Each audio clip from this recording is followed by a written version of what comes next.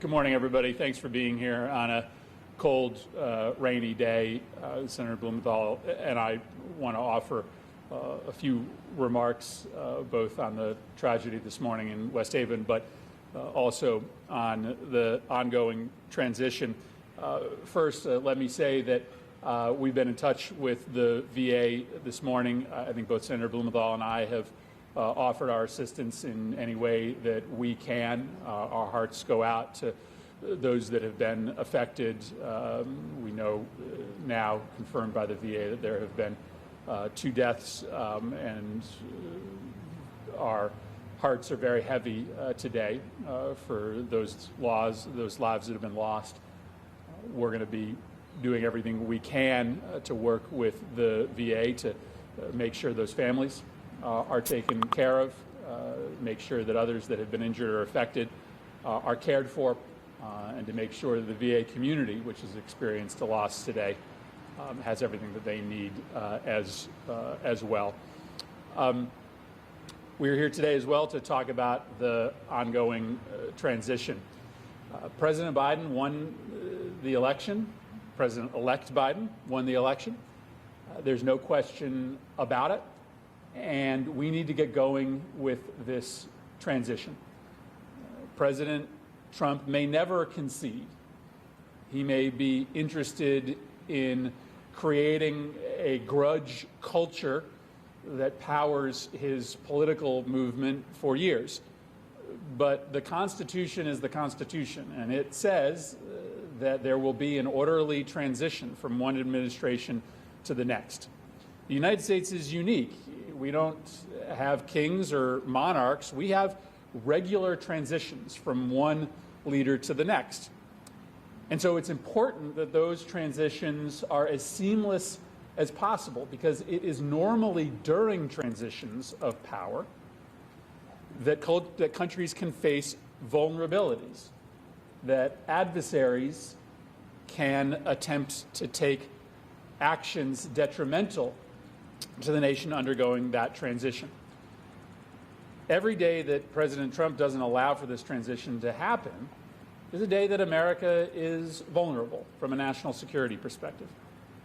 But this pandemic is raging largely out of control and unchecked in many parts of this country. It took us 96 days to go from 0 cases to 1 million cases. It took us 14 days to go from 8 million cases to 9 million cases. It took us 10 days to go from 9 million cases to 10 million cases in this country. This virus is expanding. This virus is on the march at a pace that we have not yet seen in 2020. And that commands us to make sure that President-elect Biden is ready on day one to chart a new strategy on COVID response.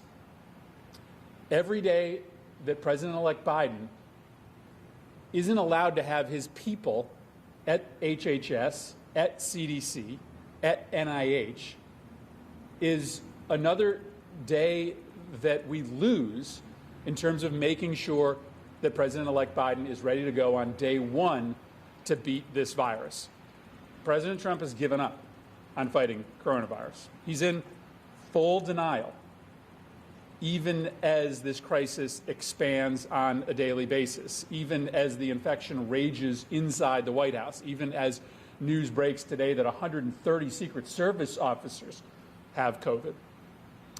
And so given President Trump's complete disinterest in fighting the pandemic in November and December, the final 2 months of his term, it's that much more important that he begin to hand over the keys to President-elect Biden.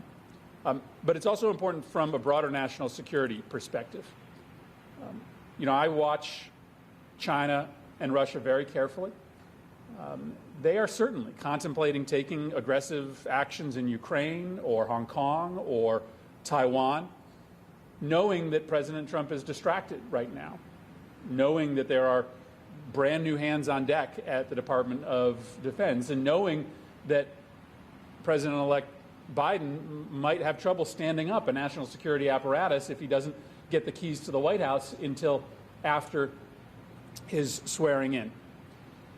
So from a national security perspective, it's really important that Vice President Biden start getting these briefings, start being able to have his people inside the Department of Defense and inside the National Security Council so that he's ready to protect America on day one as well. So we are going to be increasing our pressure on the GSA and on our Republican colleagues to let this transition begin.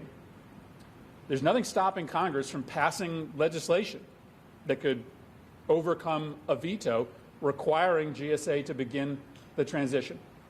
If my Republican colleagues who are beginning to talk about the importance of this transition beginning are serious, then they should put their votes where their words are.